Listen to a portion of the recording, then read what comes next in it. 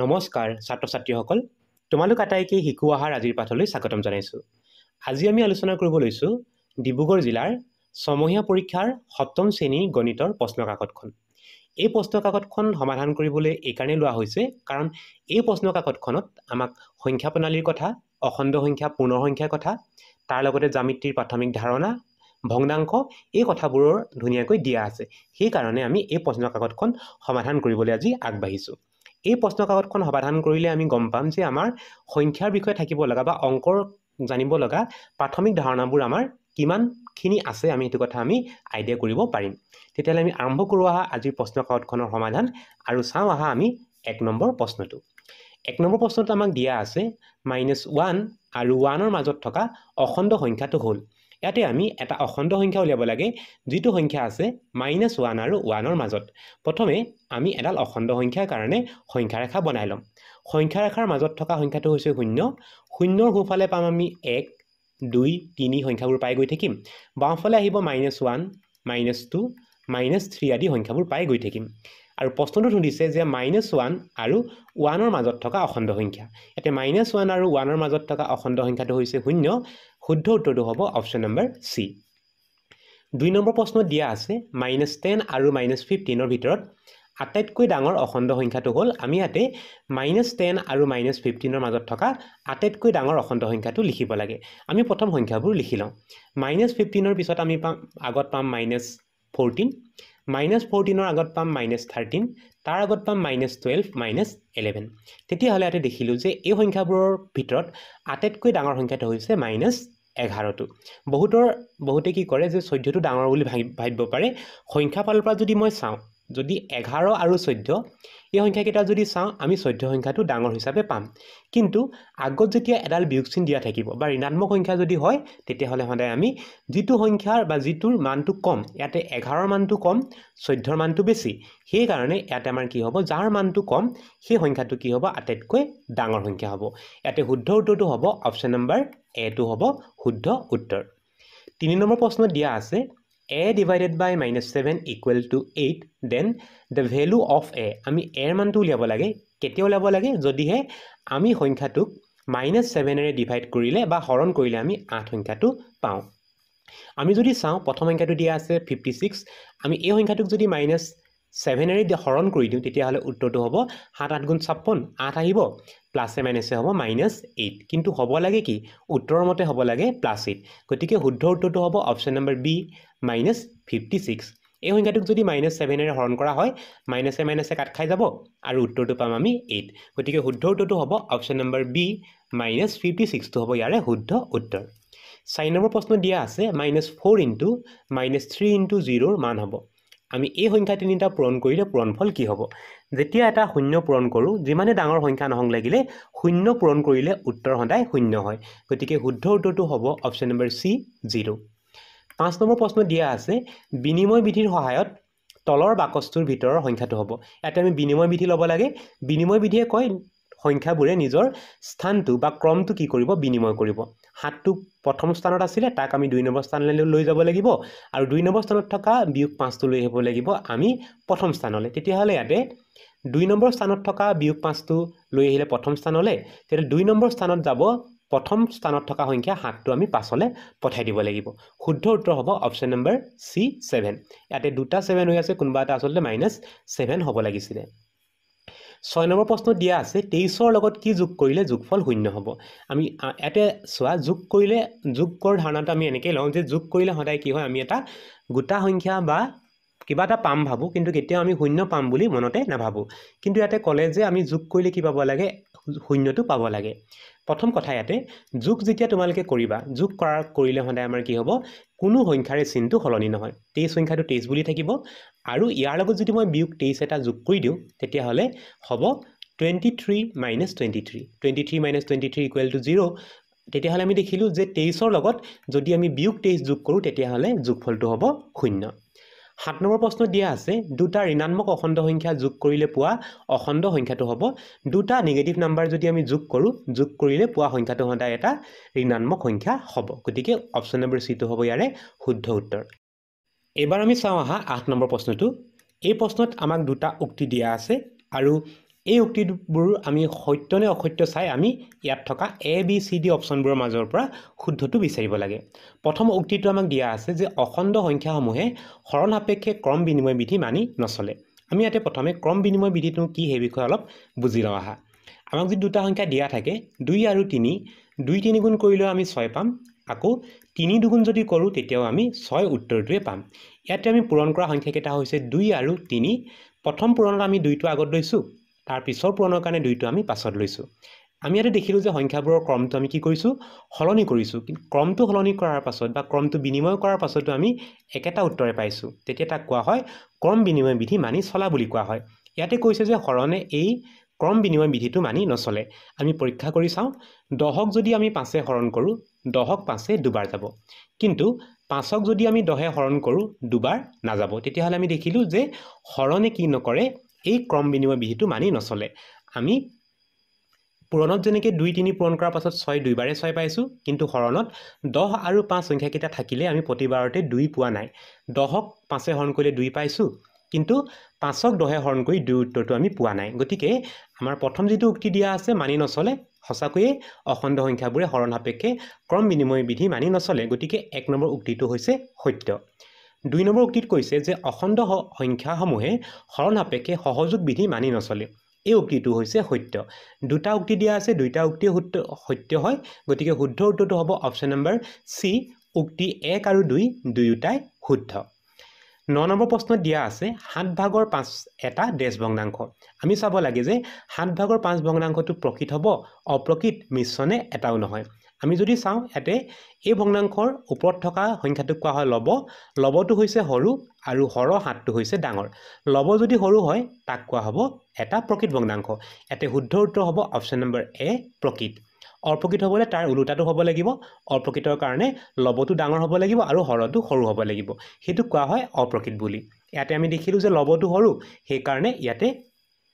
ভগ্নাংশটো হ'ব এটা প্ৰকৃত ভগ্নাংশ 10 নম্বৰ প্ৰশ্নটোত দিয়া আছে দুটা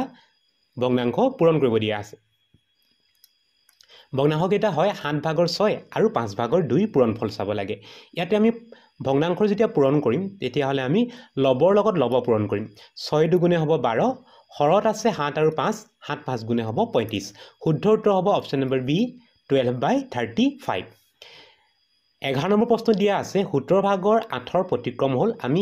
এই ভগ্নাংশটোৰ ৰেচিপ্ৰকেল বা প্ৰতিক্ৰম ল'ব লাগে আৰু প্ৰতিক্ৰম ল'বৰ কাৰণে সদায় আমি ভগ্নাংশটো ওলোটা কৰি দিব লাগে হৰটো লৈ যাব লাগিব লবলে আৰু লবটো লৈ আহিব লাগিব আমি হৰলে যদি উল্টাই দিয়া হয় 17টো যাব ওপৰলে আৰু 8টো আহিব তললে শুদ্ধ উত্তৰটো হ'ব 8 ভাগৰ 17 12 নম্বৰ প্ৰশ্ন দিয়া আছে তলৰ কোনটো ভগ্নাংশ আটাইতকৈ সৰু ইয়াত যে 4টা ভগ্নাংশ দিয়া আছে এইকেইটাৰ মাজৰ পৰা একেবাৰে সৰু ভগ্নাংশটো আমি বিচাৰি উলিয়াব লাগে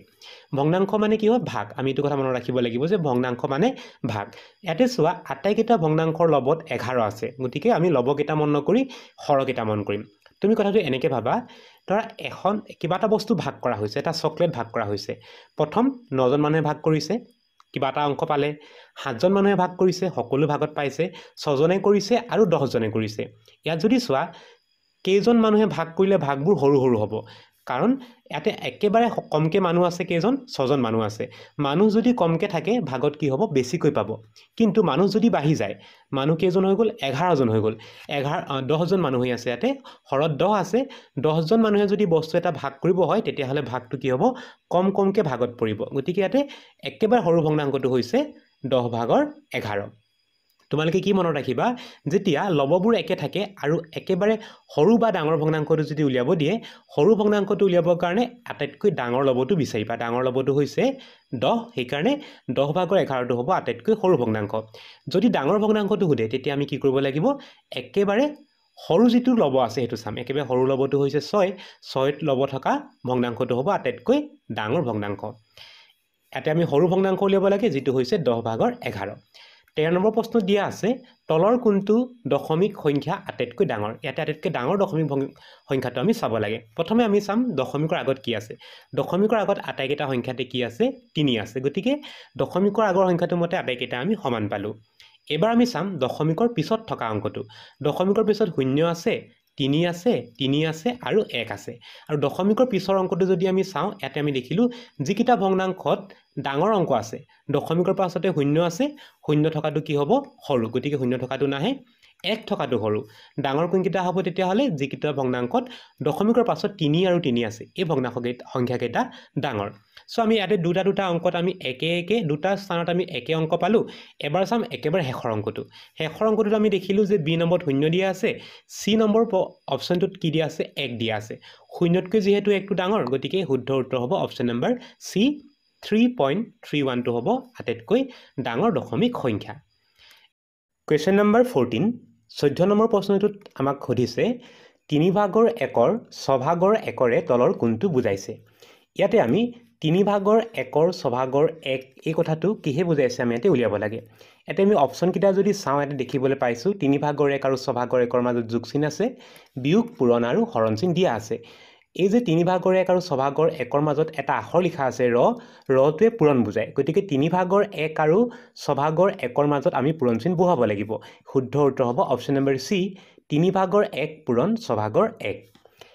15 নম্বৰ প্ৰশ্নটোত দিয়া আছে 8 মিটাৰ দৈৰ্ঘ্যৰ এডাল ফিটা দুভাগৰ 1 মিটাৰকৈ সমানে ভাগ কৰিলে পোৱা টুকুৰাৰ সংখ্যা এডাল ফিটা দিয়া আছে যিডাল ফিটা হয় 8 মিটাৰ দীঘল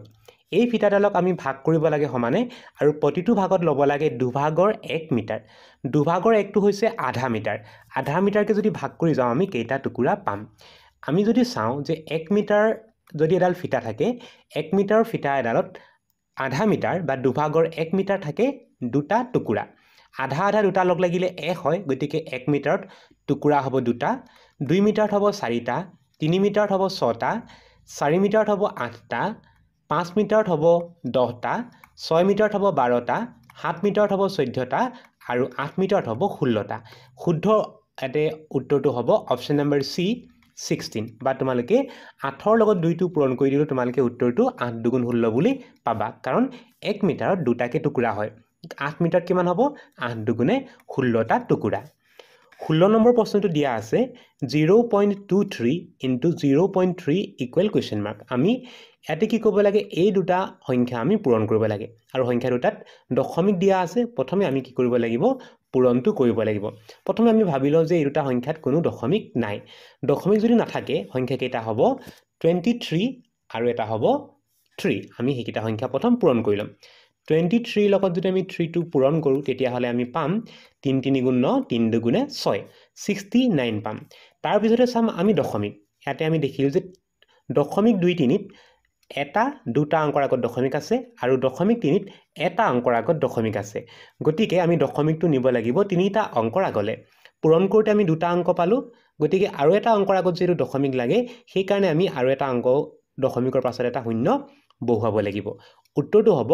0.069 শুদ্ধ উত্তৰ অপশ্যন নম্বৰ বি প্ৰথমে আমি সংখ্যা কেইটা পূৰণ কৰি পালো 69 তাৰ পিছত আমি দশমিক তিনটা অংকৰ আগলৈ নিব লাগে সেই কাৰণে এটা শূন্য দি আমি দশমিক বহুৱাব লাগিব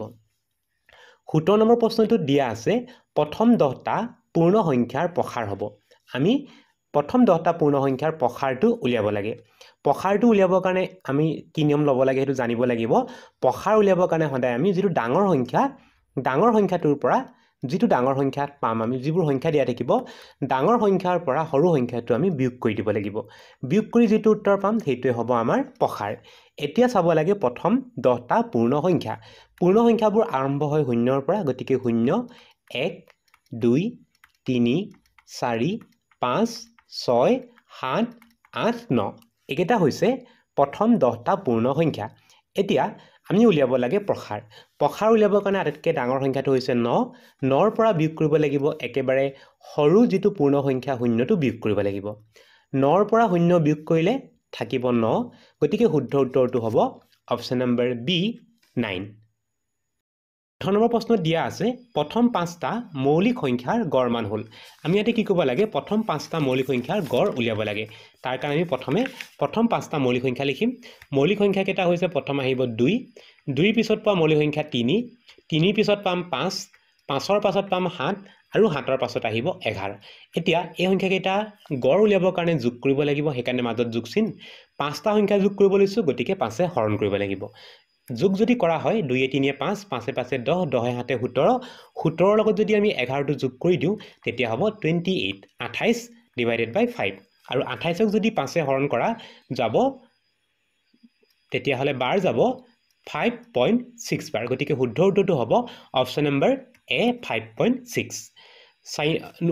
19 নম্বৰ প্ৰশ্নটো দিয়া আছে ইয়াতে এডাল চিন থাকি গৈছে ইয়াতে এনেকৈ কাটি থোৱা আছে আমি চাব লাগে যে এই যেটো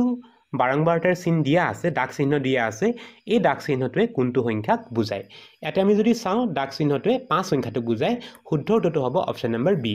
দাগ চিহ্ন কেনেকৈ আকে এটা বুজাবৰ কাৰণে এডাল দুটা বুজাবৰ কাৰণে দুডাল তিনটা বুজাবৰ কাৰণে তিনিডাল চাৰিটা বুজাবৰ কাৰণে চাৰিডাল আৰু পাঁচটা বুজাবৰ কাৰণে আমি এই যেডাল চাৰিডাল পালো তাক আমি কাটি দিব লাগিব ই বুজায় 5 সংখ্যাটোক শুদ্ধ উত্তৰ হ'ব option number B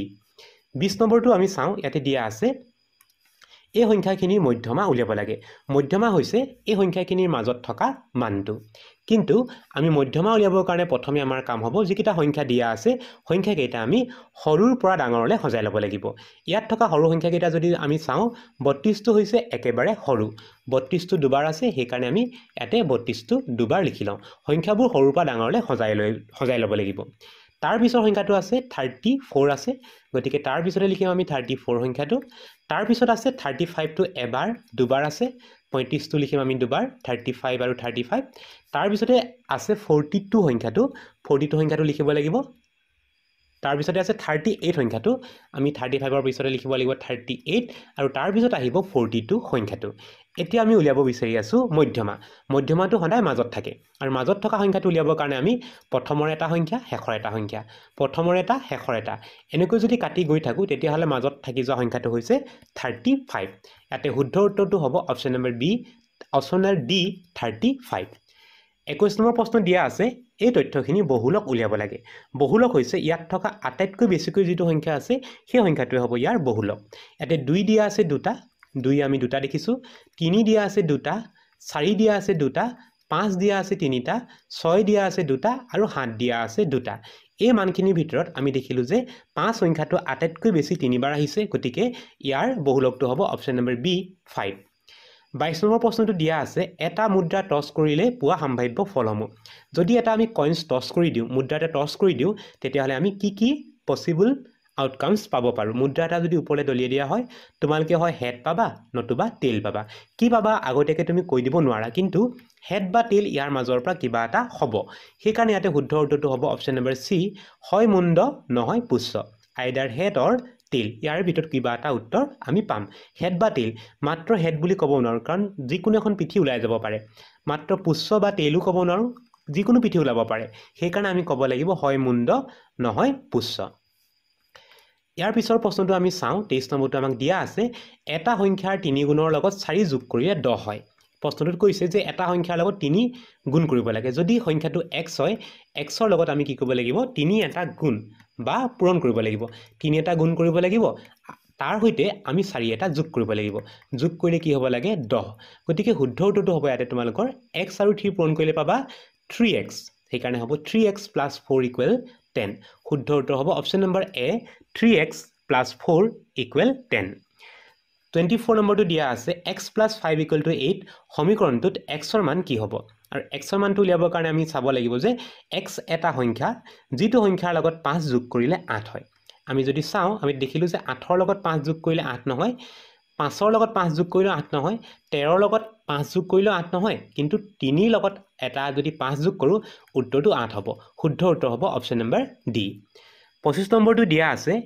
ax + b = 0 সমীকৰণটোৰ সমাধান কি হ'ব আমি ইয়াতে এই সমীকৰণটো সমাধান কৰিব লাগে প্ৰথম সমীকৰণটো লিখি লওঁ সমীকৰণটো দিয়া আছে twice ax + b = 0 প্ৰথম তোমালোকে এটা কাম কৰিবা প্লাস b টো লৈ যাবা সোঁফাললে তেতিয়া হ'ব ax = -b x সমান উলিয়াবৰ কাৰণে আমি দুইফালে a ৰে হৰণ কৰি দিব লাগিব a ৰে আমি হৰণ কৰিম হৰণ কৰিলে a আৰু এটো কটাকটি গুচি গ'ল তেতিয়া থাকিব x = -b/a শুদ্ধ উত্তৰ হ'ব অপচন নম্বৰ c -b/a 26 নম্বৰটো দিয়া আছে এটা সংখ্যাৰ 3/4 12 সমান এটা সংখ্যা আছে যাৰ কি কৰিব লাগে চতুৰ্থাংশ মানে কি কৈছে 4টা ভাগ কৰিব লাগিব 4টা ভাগ কৰি যদি 3টা ভাগ লোৱা হেতু কাৰ সমান হ'ব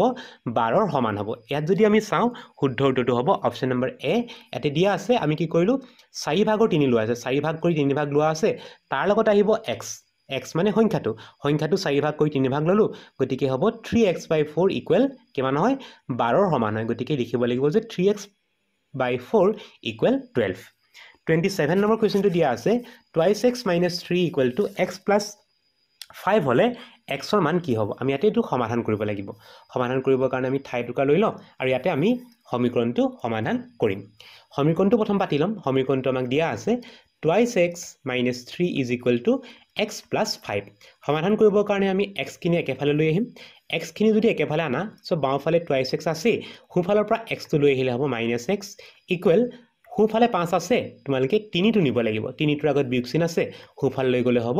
+3 2x ৰ পৰা x টো বিয়োগ কৰিলে থাকিব x ইকুৱেল 5 + 3 = 8 শুদ্ধ উত্তৰটো হ'ব অপচন নম্বৰ বি 8 টো হ'ব ইয়াৰে শুদ্ধ উত্তৰ ইয়াৰ পিছৰ প্ৰশ্নটো আমাক দিয়া আছে 28 নম্বৰ কোৱেশ্চনটো দিয়া আছে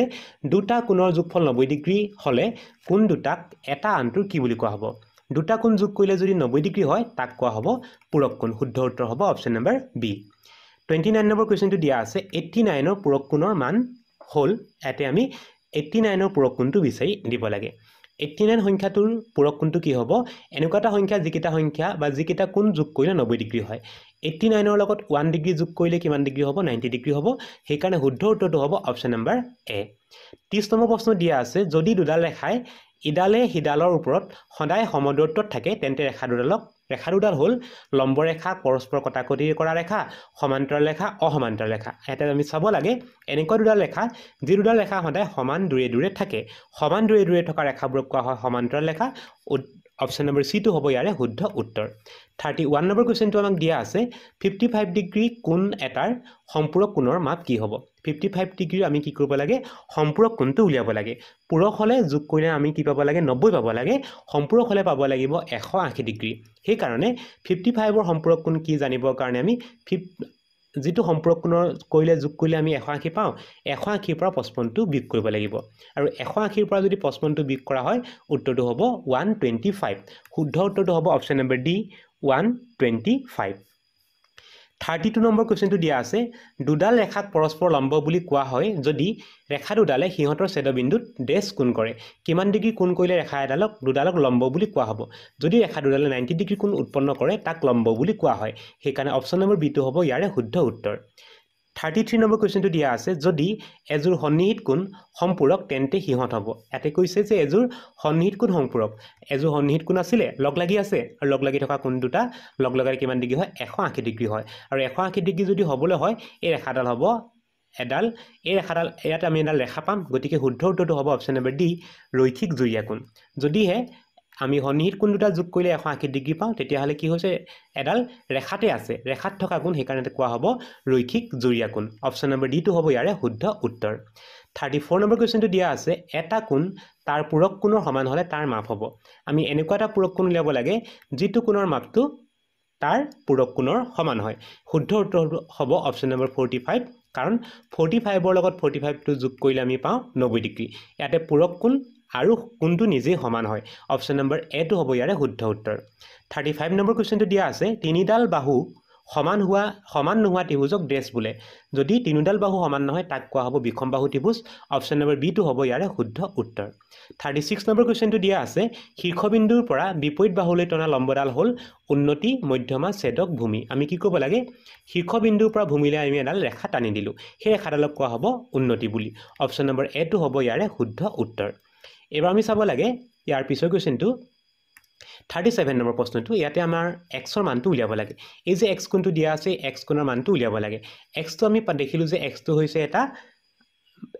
এটা বহিষ্ঠ কোণ এই বহিষ্ঠ কোণৰ মানটো পাবৰ কাৰণে আমি সদায় দূৰত থকা অন্তকোণকেইটা যোগ কৰি দিব লাগে সো xৰ পৰা আঁতৰত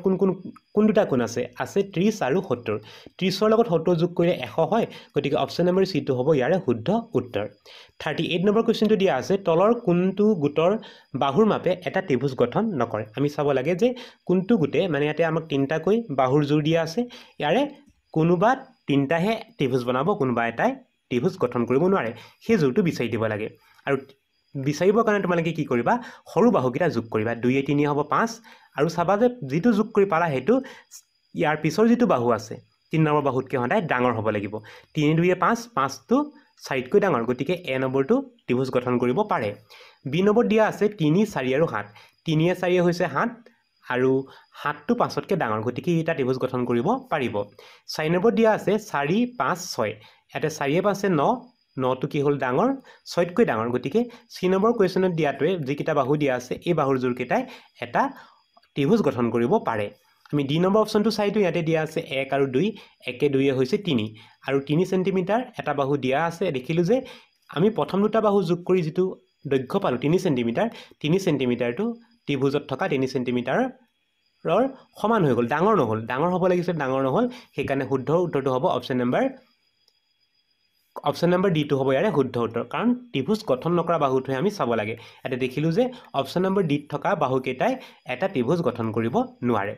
এবাৰ আমি চাব লাগিব 39 নম্বৰ কোৱেশ্চনটো ইয়াতে দিয়া আছে সমবাহু ত্ৰিভুজৰ প্ৰতিটো কোণ এটা ত্ৰিভুজ যত প্ৰতিটো বাহু সমান প্ৰতিটো বাহু যদি সমান হয় প্ৰতিটো কোণো সমান হ'ব গতিকে এটা শুদ্ধ উত্তৰটো হ'ব অপচন নম্বৰ সি 60 ডিগ্ৰী এবাৰ আমি চাম ইয়াৰ পিছৰ প্ৰশ্নটো ইয়াতে দিয়া আছে ত্ৰিভুজৰ সবাংগ সমতাৰ চিহ্নটো হ'ল আমি ত্ৰিভুজ যে সবাংগসম বুলি কওঁ ইয়াৰে কোনটো চিহ্নে সেই কথাটো কৈ থাকে অপচন নম্বৰ বি টো হৈছে ইয়াৰে শুদ্ধ উত্তৰ 41 নম্বৰ কোৱেশ্চনটো দিয়া আছে পি কিউ আৰ এটা ত্ৰিভুজ দিয়া আছে আৰু এটা ত্ৰিভুজ দিয়া আছে এম এল এন এতিয়া চাব লাগে এই ত্ৰিভুজ দুটা সবাংগসম হয় কিন্তু কি চত্ৰৰ মতে সবাংগসম হয় এতে আমি যদি চাও দেখিবলৈ পাইছো এটো হৈছে 90 ডিগ্ৰী কোণ থকা ত্ৰিভুজৰ ক্ষেত্ৰত সদায় সমকোণ অতিভুজ বাহু শৰ্তটো ব্যৱহাৰ কৰা হয় ইয়াতে সমকোণটো হৈছে 5 সেন্টিমিটাৰ আৰু 5 সেন্টিমিটাৰ সমান তাৰ পিছত আহিলে সমকোণ 90 ডিগ্ৰী দুটা ত্ৰিভুজৰ 90 ডিগ্ৰী আছে একেটা কোণ সমান তাৰ লগতে আৰু এটা বাহু আছে দুটা বাহু যিটো বাহু দুইটা ত্ৰিভুজতে সমান দৈৰ্ঘ্যৰ দিয়া আছে গতিকে এটা শুদ্ধ উত্তৰটো হ'ব অপচন নম্বৰ ডি সমকোণ অতিভুজ বাহু 42 নম্বৰ কোৱেশ্চনটো দিয়া আছে ত্ৰিভুজ এবিসি সবাংগসম ত্ৰিভুজ PQF তেতিয়া হলে p ৰ মানটো কি হ'ব ইয়াতে আমি যদি চাও ইয়াতে PQF বুলি কওঁতে p টো প্ৰথম আছে আৰু ইয়াতে a টো প্ৰথম আছে গতিকে p ৰ মানটো হ'ব a ৰ মানৰ সৈতে সমান অপচন নম্বৰ a টো হ'ব ইয়াৰে শুদ্ধ উত্তৰ 43 নম্বৰ কোৱেশ্চনটো দিয়া আছে ত্ৰিভুজ ABC a টো হৈছে 90 ডিগ্ৰী b AB আৰু AC সমান এনেকুৱা এটা ত্ৰিভুজ য'ত কি হৈছে এটা কোণ 90 ডিগ্ৰী দিয়া আছে তাৰ লগতে ক'লে যে a তাৰ লগতে কোৱা আছে আমি সমকোণটো বনাই লওঁ সমকোণটো এত আছে BC আৰু লগতে ক'লে এই দুটা বাহু সমান হয় তেতিয়া হলে এটা সমকোণ আছে দুটা বাহু সমান তাক কোৱা হ'ব সমকোণী সমদ্বিবাহু ত্ৰিভুজ আৰু এনেকুৱা ত্ৰিভুজৰ ক্ষেত্ৰত সদায় বাকি দুটা কোণৰ মানটো 45 ডিগ্ৰী হয় মানে ইয়াতে a টো 90 দিলে b আৰু c কোণ দুটা হ'ব 45 ডিগ্ৰী কৈ থাকিব শুদ্ধ উত্তৰ হ'ব অপচন নম্বৰ C 44 নম্বৰ কোৱেশ্চনটো দিয়া আছে 100ৰ দুভাগৰ 1/শতাংশটো উলিয়াব লাগে প্ৰথম আমি 100 সংখ্যাটো লিখি লওঁ এই সংখ্যাটো আমি ৰ ঠাইত পূৰণ দিলো উলিয়াব লাগে দুভাগৰ 1/শতাংশ গতিকে 100 ভাগৰ লিখিব লাগিব দুভাগৰ 1 আৰু 2 টো তললৈ পঠাই দিম তেতিয়া হ'ব 100 পূৰণ 1/2 * 100 100 আৰু 100 কাটি দিলো কাটি দিয়াৰ লগে লগে থাকিলে 1/2 আৰু 1/2 মানে হৈছে 0.05 শুদ্ধ উত্তৰটো হৈছে অপচন নম্বৰ ডি 0.05 টো হৈছে ইয়াৰে শুদ্ধ উত্তৰ এবাৰ চাব লাগে আমি 5 নম্বৰ প্ৰশ্নটো 45 নম্বৰ কোৱেশ্চনটো ইয়াতে দিয়া আছে 3 বছৰ আৰু 8 মাহৰ অনুপাতটো উলিয়াব লাগে ইয়াতে 3 বছৰটো প্ৰথম আমি মাহলৈ নিব লাগিব কাৰণ এটা মাহ দিয়া আছে গতিকে বছৰটো মাহলৈ লৈ যাম 3 বছৰ থাকে 30 3 12 গুণ 36 মাহ থাকে আকৌ